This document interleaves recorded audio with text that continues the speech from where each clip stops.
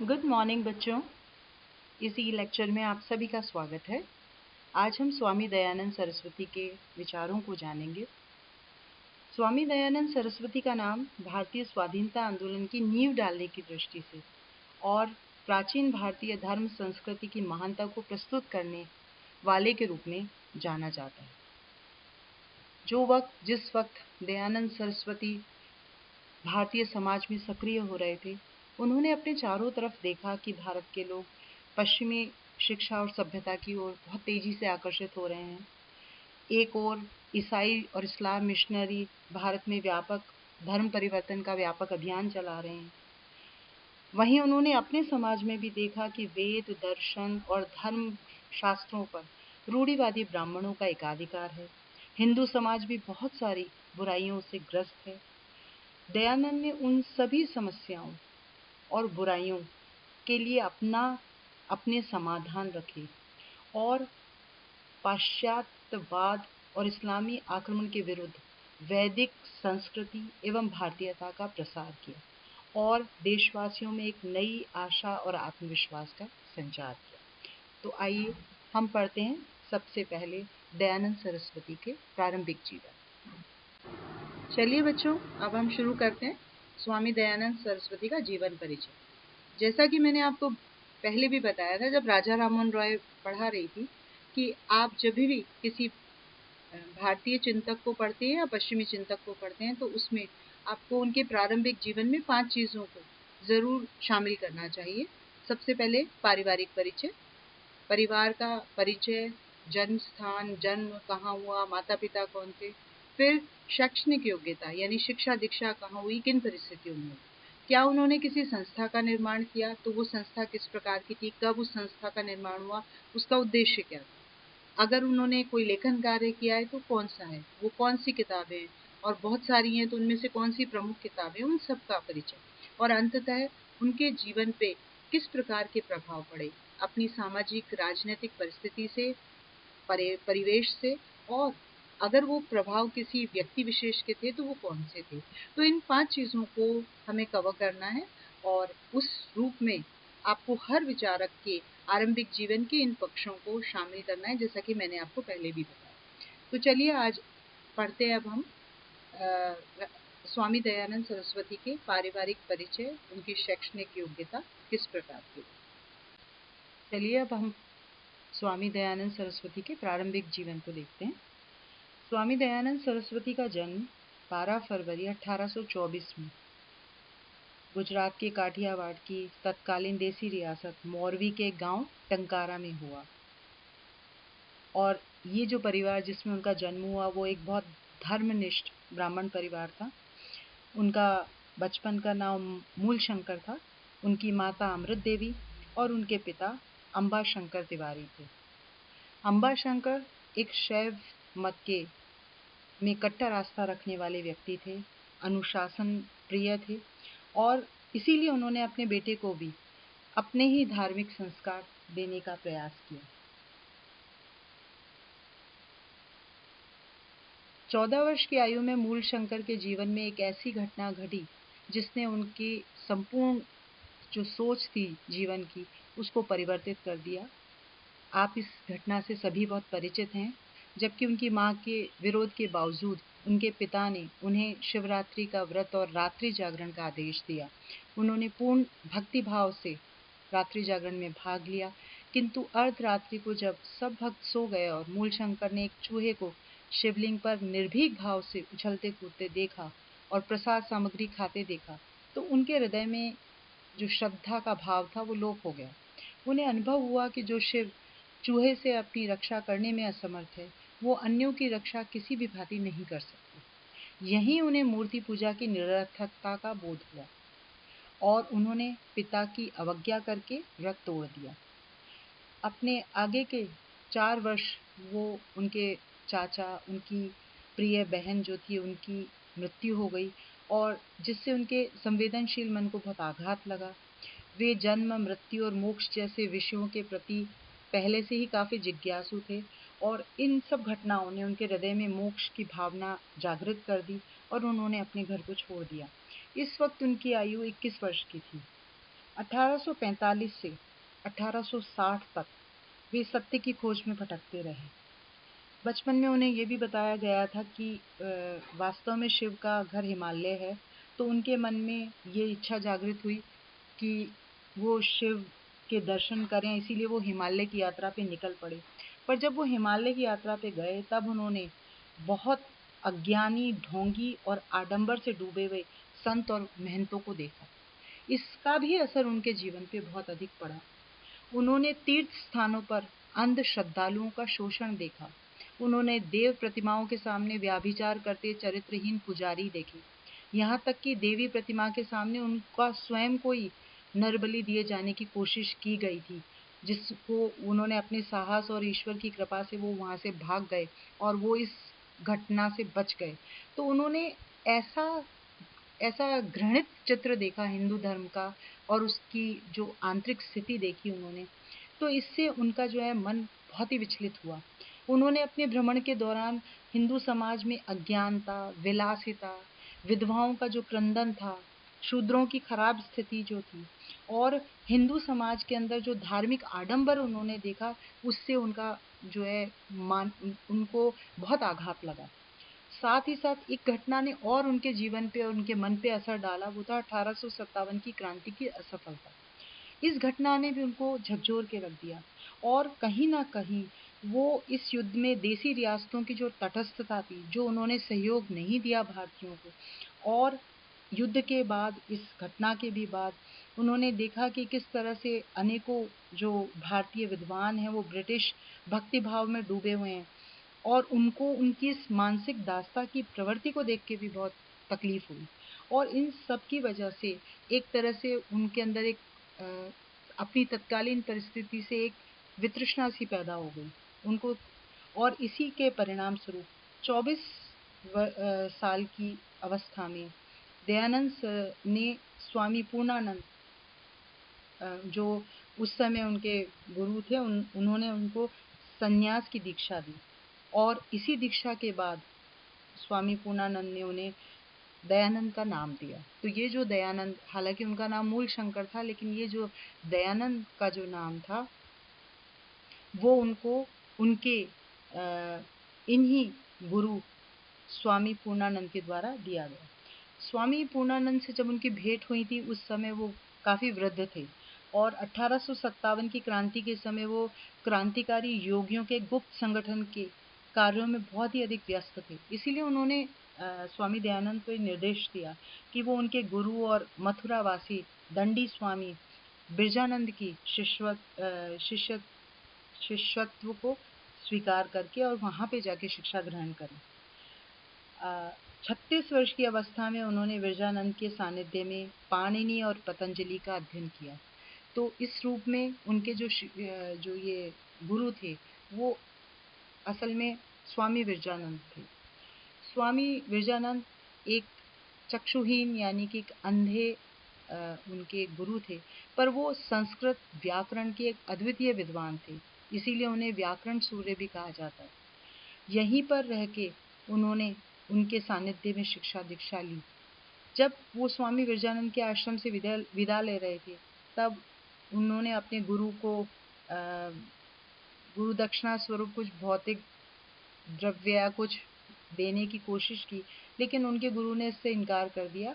पर उनके गुरु ने अपने शिष्य से एक प्रतिज्ञा ली और वो ये थी कि वो संपूर्ण आर्यव्रत यानी सारे भारतवर्ष में भ्रमण करके जितने भी अवैदिक मत की जो अविद्यापूर्ण अंधकार का नाश करें और वेदों के ज्ञान की पुनर्स्थापना करें। पूरे भारत में घूमें और जाके अपने मत का प्रचार करें, वेदों के ज्ञान की पुनर्स्थापना करें और भारत को वापस से उसका गौरव और सम्मान लौटाएं। दयानंद ने 40 वर्ष की अवस्था में 1864 से इस जागरण की अलख को जगाया और इसके कारण वो विभिन्न स्थानों पर विभिन्न मतावलंबियों के संपर्क में आए, उनके साथ शास्त्रार्थ किया, उन्होंने वैदिक मत का प्रचार भी किया। 1869 में वो काशी के पंडितों के साथ उन्होंने शास्त्रार्थ किया था, जिसमें उन्होंने उनको पछाड़ा और आर्य ज्ञान को रूढ़िवादी ब्राह्मणों से मुक्त किया। यही नहीं था कि अपनी इन यात्राओं के दौरान उन्होंने बहुत अच्छा ही देखा। इन यात्राओं के दौरान उनको बहुत अपमान और विरोध का सामना भी करना पड़ा। करीबन 17 बार उन्हें विष दिया गया, विषपान उन्होंने किया, लेकिन वो उस सब से बच के निकल गए। जब वो कलकत्ता प्रवास कर रहे थे, गए थे प्रवास के समय, तब वो ब्रह्म समाज के केशव चंद्र सेन से मिले और उनके परामर्श से उन्होंने इस बात को स्वीकार किया कि जन सामान्य की जागृति के लिए हिंदी का अधिकाधिक प्रयोग होना चाहिए। और इसीलिए फिर उन्होंने आगे चल के अपनी इस जन प्रचार और जागृति के कार्य में हिंदी का बहुत अधिक प्रयोग किया। 1875 में उन्होंने आर्य समाज की स्थापना की, जो आर्य समाज एक बहुत ही महत्वपूर्ण संस्था बन के उभरी बाद में। 1883 में दयानंद के जोधपुर प्रवास के दौरान उनके जो वहाँ के महाराजा जसवंत सिंह जो उनके भक्त थे, उनका उन्होंने एक राजनर्तकी नन्ही बाई के प्रति काफी आसक्ति देखी उन्होंने। और उन्होंने जब इतनी आसक्ति देखी राजा के अंदर, तो उन्होंने राजा को अपने इस असंयमित व्यवहार के लिए काफी लताड़ा। और इस लताड़ या जो भी कुछ हुआ, उस अपमान और तिरस्कार से जो राजनर्तकी थी वो काफी पीड़ित हुई। और उन्होंने एक षड्यंत्र रच के स्वामी जी के रसोइये जगन्नाथ की मदद से उनके दूध में विष और कांच पीसकर उनको पिला दिया, जिस विष से वो बच नहीं पाए। और 30 अक्टूबर 1883 में दीपावली के दिन उनकी मृत्यु हो गई। अपनी मृत्यु से पूर्व उन्होंने अपराध बोध से पीड़ित अपने रसोइये को न केवल क्षमादान दिया, बल्कि 200 रुपए दे के उस वक्त ब्रिटिश राज की सीमा से बाहर नेपाल भेज दिया। उन्होंने ये भी कहा, उनको आभास हो गया था क्योंकि विषपान कर चुके थे कि अब उनका बचना मुश्किल है, तो उन्होंने मृत्यु से पूर्व अपने सहयोगियों को ये बताया कि उनकी समाधि न बनाई जाए, बल्कि उनकी राख को खेतों में बिखेर दिया जाए। तो इस प्रकार ये उनका प्रारंभिक जीवन और उनकी शिक्षा है। और इस से आपको पता लगता है कि जो परिस्थिति या जो स्थिति उन्होंने अपने चारों ओर उस वक्त भारत में देखी, उसका असर उनके ऊपर कितना गहरा पड़ा। और इसीलिए उनके जो भी काम उन्होंने आगे चल के किए, वो सब उन्हीं का एक समाधान था, वो उन्हीं का एक उन्होंने जवाब दिया, अपना अपना सॉल्यूशन पेश किया। तो इस रूप में ये उनका जीवन परिचय और उनकी शिक्षा है। अब हम देखेंगे उनकी संस्था और उन पे पड़ने वाले प्रभाव। अब हम देखते हैं कि स्वामी दयानंद सरस्वती पे कौन कौन से प्रभाव पड़े। स्वामी दयानंद सरस्वती पे सबसे प्रमुख और गहरा प्रभाव आर्य सभ्यता, वैदिक धर्म और संस्कृति का था। आपने उनकी शिक्षा दीक्षा पढ़ते वक्त समझा कि किन गुरुओं के सानिध्य में उन्होंने अपनी शिक्षा पूर्ण की, और किस तरह के कमिटेड उनके गुरु थे, जिन्होंने ये कहा कि केवल वो वैदिक संस्कृति का, वेदों का प्रचार करें और किसी भी रूप में उनको गुरु दक्षिणा के तौर पे कुछ नहीं चाहिए। तो उनके ऊपर जो सबसे अधिक असर था वो था आर्य सभ्यता, वैदिक धर्म और संस्कृति का। और वो ये भी अच्छी तरह जानते थे कि भारत के अंदर रहने वाले अधिकांश जो लोग हैं वो बहुत अशिक्षित हैं, या धार्मिक आडंबर और पाखंड बहुत अधिक भारतीय समाज में है। इसीलिए उन्होंने ये कोशिश की कि वो इसका प्रसार करें। 1857 की क्रांति के बाद भारत में अंग्रेजों का एक छत्र राज्य हो गया था, और अंग्रेजों की मदद से ईसाई धर्म प्रचारक और बाद में इस्लाम के धर्म प्रचारक भी दूर दूर लोगों को घूम घूम के अपनी धर्म में धर्म परिवर्तन के लिए प्रेरित कर रहे थे। ऐसे समय में स्वामी जी ने वेदों की ओर लौटने का संदेश दिया, और इस्लाम और ईसाइयत की बाढ़ को रोकने के लिए उनके सामने आके खड़े हुए। तो इस तरह और व्यक्तिशः इतना असर उनके ऊपर नहीं था, जितना कि उनके ऊपर अपनी ही आर्य सभ्यता, वैदिक धर्म और संस्कृति का असर था। और इसी के लिए प्रचार का कार्य उन्होंने जीवन भर किया। और इसी उद्देश्य के लिए उन्होंने अपनी संस्था आर्य समाज का की स्थापना की। स्वामी जी ने वैदिक ज्ञान के स्थायी प्रचार के लिए 19 अप्रैल 1875 में बंबई में आर्य समाज की स्थापना की, और 1877 में उसकी दूसरी शाखा उन्होंने लाहौर में स्थापित की। 1877 से और 1883 तक स्वामी दयानंद विभिन्न स्थानों पर आर्य समाज की स्थापना में संलग्न रहे। उन्होंने पंजाब, उत्तर प्रदेश, राजस्थान, मध्य प्रदेश के कई स्थानों पर यह अभियान को चलाया आर्य समाज की स्थापना का, और उसमें वो सफल भी रहे। उनका मानना था कि देसी रियासतों में आर्य समाज के कार्य की ओर विशेष ध्यान दिया जाना चाहिए, क्योंकि उनका ये भी मानना था कि इन रियासतों के राजाओं और श्रेष्ठ जनों को जागृत करके उनकी प्रजा में भी जागृति लाई जा सकती है, और जितनी ये जागृति फैलेगी उतना ही स्वराज की भावना का विस्तार होगा। तो इस रूप में उन्होंने आर्य सभ्यता, वैदिक धर्म और संस्कृति के प्रचार के लिए आर्य समाज की स्थापना की। और अब अंत में देखते हैं हम कि उन्होंने, और अब हम इसका आखिरी हिस्सा देखेंगे, स्वामी दयानंद सरस्वती का लेखन, कि किस प्रकार से उन्होंने क्या कुछ लिखा। स्वामी दयानंद सरस्वती ने वैदिक मत की सत्यता को प्रकट करने तथा वेदों के ज्ञान को जन सामान्य तक पहुंचाने के लिए अनेक ग्रंथों की रचना की, और उसमें उनकी सबसे प्रमुख जो कृति है वो है सत्यार्थ प्रकाश। मैंने जैसा आपको पहले ही बताया कि उन्होंने ये महसूस किया कि भारतीय, विशेष रूप से हिंदू समाज के अंदर बहुत सारी आडंबर, पाखंड और बुराइयां हैं, और उसका एक बहुत बड़ा कारण ये है कि बहुत अशिक्षित हैं भारतीय, और उनको सही रूप में जो धर्म और संस्कृति और सभ्यता की जानकारी नहीं है। तो इसी उद्देश्य को ध्यान में रखते हुए उन्होंने सत्यार्थ प्रकाश की रचना की, जो उनकी सबसे ज़्यादा प्रसिद्ध रचना है। 14 अध्यायों में विभक्त ये एक बहुत विशद ग्रंथ है, जिसमें स्वामी जी ने धार्मिक, राजनैतिक और आध्यात्मिक विषयों की विस्तृत मीमांसा की। इसके अलावा, जैसा कि आपको मालूम है, वेदों से और वेदों पे ही उनका सबसे ज़्यादा जोर था, इसलिए उन्होंने ऋग्वेद आदि भाष्य भूमिका भी लिखी। ये एक तरह से इसमें उन्होंने वेदों के महत्व पे प्रकाश डाला और वेदों की विषय वस्तु की बहुत ही सरल व्याख्या की। दयानंद ने, उनकी इच्छा थी, उनकी आकांक्षा थी कि वो चारों वेदों पे भाष्य लिखना चाहते थे, पर अपने जीवन काल में वो केवल 2 ही वेदों पे भाष्य संपूर्ण कर सके, और वो थे यजुर्वेद और ऋग्वेद। तो उन्होंने जो अपने जीवन में ऋग्वेद भाष्य और यजुर्वेद भाष्य लिखा। इसके अलावा उन्होंने संस्कार विधि, वैदिक मनुस्मृति, जिसमें मनुस्मृति के ऊपर एक टीका लिखी, सत्य धर्म विचार, वेदांग प्रकाश, पूना प्रवचन, काशी शास्त्रार्थ, पंच महायज्ञ विधि, संस्कृत वाक्य प्रबोध, वेद विरुद्ध मत खंडन आदि बहुत सारे ग्रंथ लिखे। और इन सभी में उन्होंने उस ज्ञान को चारों तरफ फैलाने की कोशिश की, ताकि जो अंधकार तत्कालीन भारतीय समाज में फैल रहा है वो दूर हो सके।